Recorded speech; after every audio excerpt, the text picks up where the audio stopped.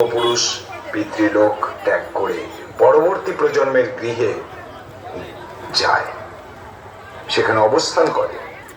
পরে যখন সূর্য আবার বৃশ্চিক রাশিতে প্রবেশ করে তখন তারা পিতৃলোকে পুনর্গমন করে।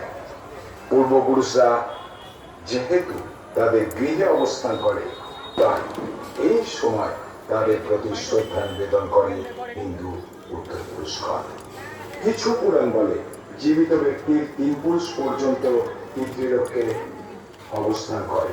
এই পিতৃলোক হল স্বর্গলোক ও মর্তের মধ্যবর্তী একটি স্থান, যার অধিষ্ঠাতা হলেন যম।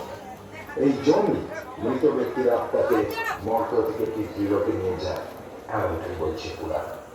আর তারপর বংশের পরবর্তী প্রজন্মের কারো মৃত্যু হলে সেই আত্মা পিতৃলোক ছেড়ে অন্য কোনো লোকে চলে যায়। হিন্দু শাস্ত্র বলছে সূর্য কন্যা রাশিতে প্রবেশ করলে সূচনা হয়। এবার একটা পৌরাণিক আখ্যান করি। মহাভারত কর্ণের মৃত্যু হলে তার আত্মা স্বর্গে গমন করে, সেখানে তাকে